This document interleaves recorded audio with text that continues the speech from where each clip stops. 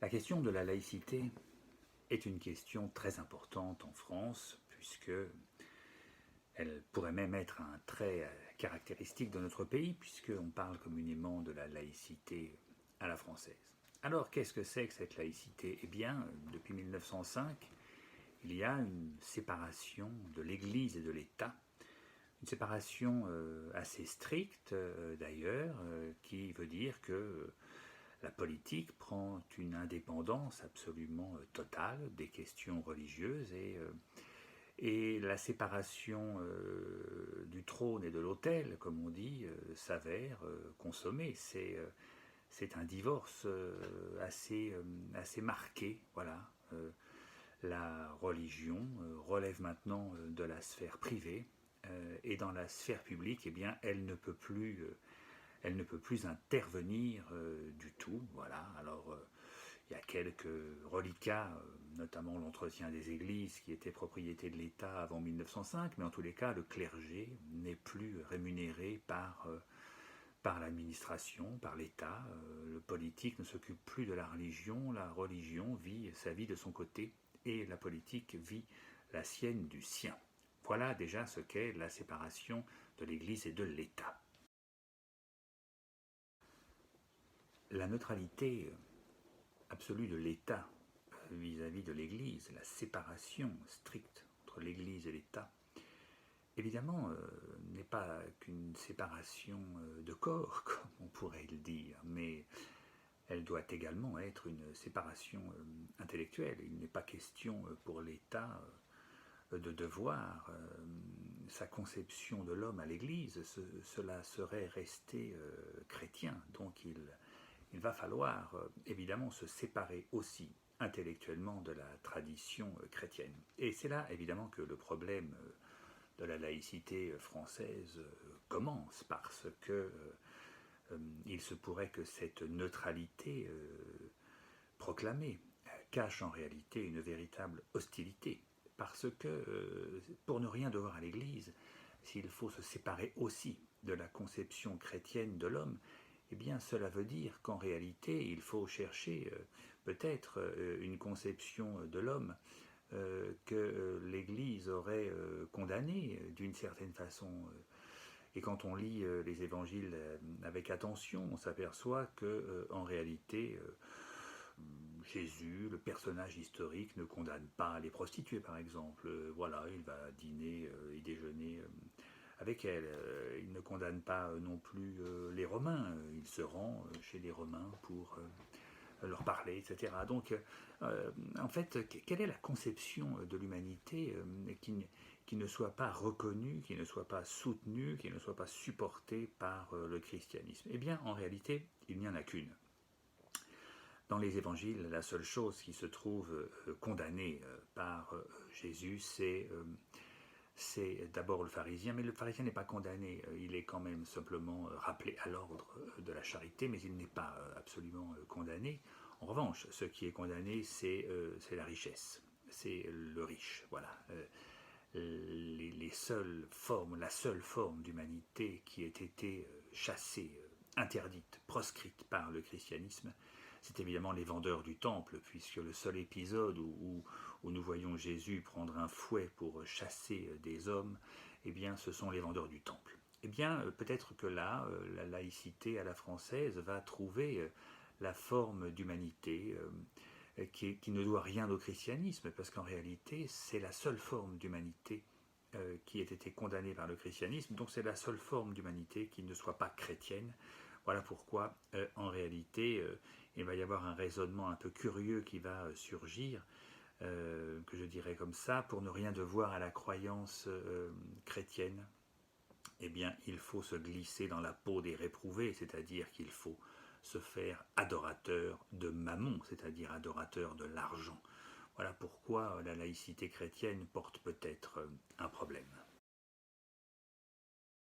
Le problème de la laïcité à la française, c'est qu'elle nous conduit en réalité dans une contradiction, ce qui est toujours la source et l'origine et la cause d'un malaise intérieur, et pas seulement intérieur d'ailleurs, d'un malaise aussi social. Pourquoi? Eh bien parce que à vouloir trop chercher une rupture radicale avec le christianisme et ayant été conduit à identifier finalement, à se glisser dans la peau des réprouvés, donc à adopter comme conception de l'homme l'homo economicus, qui est finalement la seule conception de l'homme qui ne soit pas validée ou qui ne soit pas en tous les cas portée par la réflexion chrétienne, eh bien ça pose notre laïcité dans une espèce de contradiction.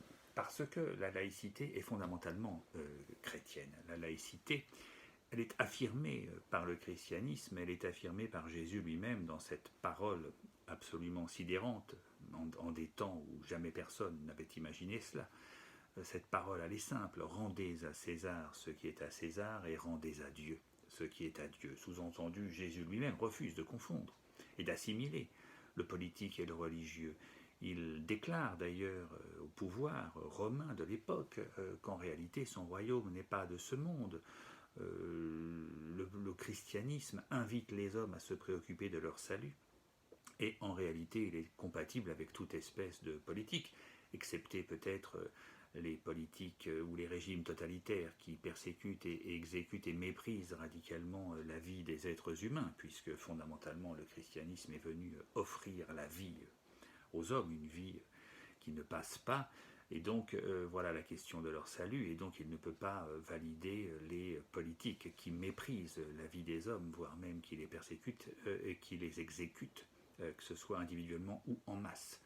Voilà, donc ça c'est la seule chose où le christianisme peut éventuellement se dresser, comme cet admirable Allemand l'a montré Franz Jagerstatter dans ses lettres, où il se demande s'il est possible d'être catholique et nazi. Bah, évidemment que non, on ne peut pas à la fois adopter une religion de la vie et en même temps une politique de mort. Voilà, ça c'est clair. Mais en tous les cas, notre laïcité à la française, elle oublie ses origines chrétiennes, et du coup, elle place l'homme dans une situation quasiment intenable, parce qu'à la fois, elle est fondamentalement chrétienne, donc elle sépare le politique et le religieux comme le christianisme le demande, et en même temps, elle oblige l'homme à se glisser dans un homo economicus, qui est la seule conception de l'homme qui soit hostile au christianisme. Donc il y a là un malaise intérieur dont je crois le français souffre et dont la société française dans son ensemble souffre. Comment alors sortir de cette contradiction et de ce malaise à la fois individuel et social? Eh bien, il n'y a pas tellement de solutions. Il suffit tout simplement peut-être de... Enfin, je dis il suffit, c'est pas, évidemment pas facile, surtout pour les pouvoirs publics, mais il suffit tout simplement, malgré tout, de reconnaître que la laïcité, c'est une vertu chrétienne, et non pas une vertu qui doit être hostile au christianisme. C'est une vertu catholique, chrétienne, globalement chrétienne. Et que la reconnaissance de cette dimension chrétienne de la laïcité permettrait de réconcilier la France avec elle-même, ce qui ne veut pas du tout dire que la France doit redevenir chrétienne, mais tout simplement que la France reconnaisse et accepte d'avoir été formée en grande partie par la pensée chrétienne et la conception chrétienne de l'homme, ce qui d'ailleurs se transparaît et se voit immédiatement dans l'attachement des Français à leur modèle social, qui est un modèle qui veille sur le pauvre, qui a soin du pauvre, qui fait en sorte que ceux qui travaillent s'occupent des retraités, qui fait en sorte que l'éducation soit gratuite, que chacun ait accès à la santé. Bref, tout ça, ce sont autant de vertus chrétiennes qui reprennent globalement les grandes institutions de l'Église, de l'Hôtel-Dieu, au dispensaire, à l'orphelinat, etc. Donc il y a quand même en France une tradition chrétienne qui correspond globalement à notre art de vivre à la française. Et dans cet art de vivre à la française, eh bien, il y a aussi une conception absolument particulière des rapports du politique et du religieux qui s'appelle la laïcité et qui s'affirme en France dans sa plus grande fermeté. Voilà pourquoi les domaines ne se mélangent pas, mais pour qu'ils ne se mélangent pas, eh bien finalement il faut reconnaître que cette laïcité est une valeur chrétienne. Ce qui ne veut pas dire évidemment qu'il faille demain obliger les gens à croire en Dieu. Non, mais la laïcité chrétienne, c'est justement ce qui dit que chacun doit apporter pour lui-même et en toute conscience et en toute liberté de conscience une réponse à cette question fondamentale Concluons donc sur cette question fondamentale que la laïcité doit permettre à chaque homme de se poser. Cette laïcité chrétienne, bien évidemment, c'est elle-même qui pose la question. Et c'est Jésus lui-même qui la pose à chaque homme dans les évangiles. Et toi, qui dis-tu que je suis? Voilà la question fondamentale de l'humanité. Celle, en tous les cas, qu'on ne peut pas ne pas se poser, celle qu'il faut bien se poser un jour ou l'autre, quelle que soit d'ailleurs la réponse qu'on lui apporte. Et il faut impérativement que cette réponse soit libre. Voilà ce que dit la laïcité. La laïcité, c'est l'art de répondre librement à cette question. C'est la possibilité offerte à l'être humain de répondre librement à cette question. Et il faut qu'il puisse dire si Dieu existe ou pas. Et puis si jamais il répond que oui, il lui semble peut-être bien que l'univers n'a pas de sens si Dieu n'existe pas, eh bien il faut à ce moment-là que l'homme puisse le nommer librement, ce Dieu dont il croit à l'existence. Mais quand la laïcité devient hostile au christianisme, quand la laïcité vient finalement ridiculiser cette interrogation, quand la laïcité vient neutraliser la possibilité même de s'interroger sur cette transcendance et sur son identité, alors c'est contre l'homme qu'elle se retourne. Et d'une certaine façon, c'est l'homme qu'elle assassine.